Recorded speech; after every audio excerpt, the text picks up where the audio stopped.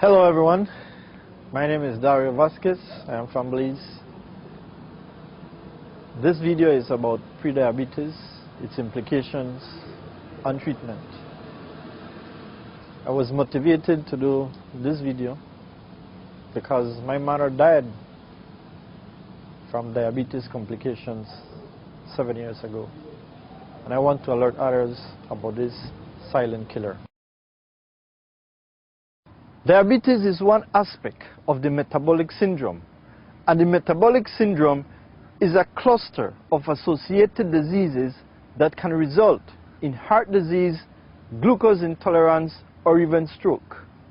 According to the American Diabetes Association, in 2007, 7.8% of the US population had diabetes, and twice that amount, or about 57 million people, were diagnosed with prediabetes. Prediabetes is indicated by higher than normal glucose levels, but are not yet high enough to be diagnosed as diabetes. Richard Walker is one of those in the 57 million people diagnosed with prediabetes. Today, he will tell us about his condition. Let's meet Richard.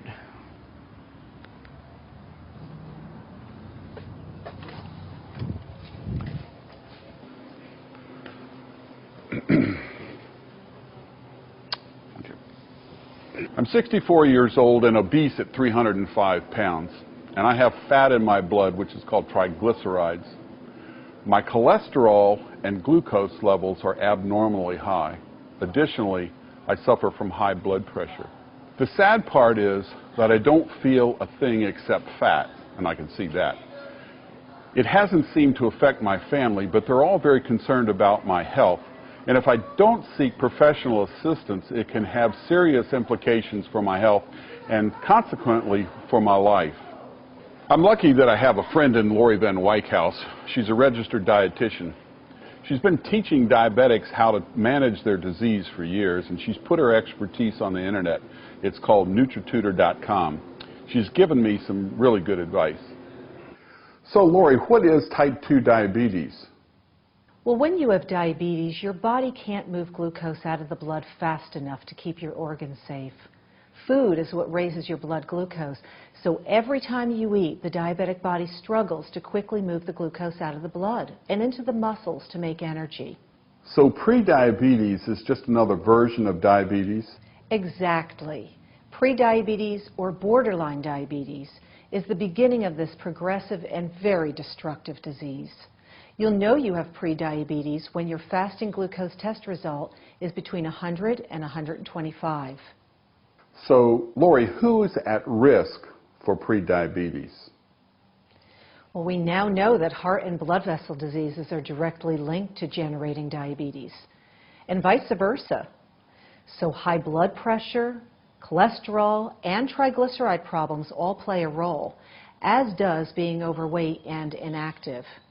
Your risk is also increased if you happen to be Hispanic, Latino, Asian, African American, Native Alaskan, American Indian, or a Pacific Islander.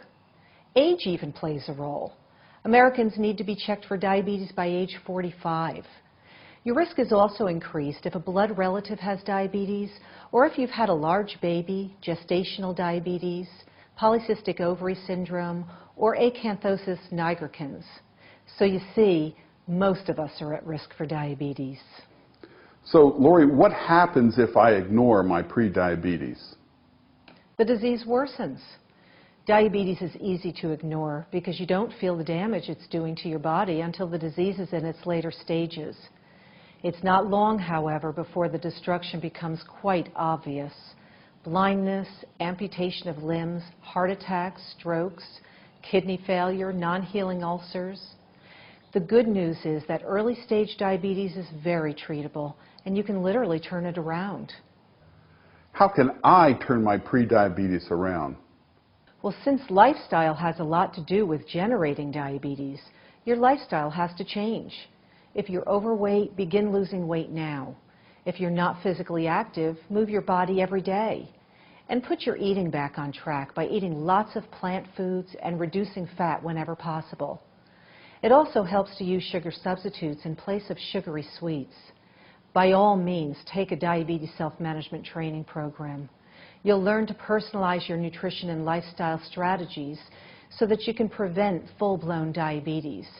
So, okay, Richard, are you ready to begin learning at NutriTutor.com? Richard has been advised to lose weight, follow a meal plan, and do exercise. Let's find out if Richard is following Laurie Van Wyckhouse program. Following my nutritionist's advice, I'm challenging this condition by changing my lifestyle. Specifically, I'm going to change my eating habits. I've already cut fats and sweets, and I'm eating more plant food like high-fiber vegetables and beans and whole grains. I'm also taking omega-3 fish oil, and I'm using meat as a condiment rather than a staple. I'm getting more exercise by riding my bike 4 miles to work and back as many days a week as I can, and I'm taking longer rides on the weekend. Judy and I love to walk, and we go canoeing to get upper body workouts. In addition, I'm taking yoga to help me relax and reduce stress. Finally, I've joined NutriTutor.com to learn more about this silent killer. Learning online is a lot more efficient and convenient than sitting in class, and I'm really impressed with NutriTutor's high quality of education. The lessons are short, easy to consume, and they include handouts and practice exercises. Through NutriTutor.com, I've learned how serious my condition is. I really think that it saved my life.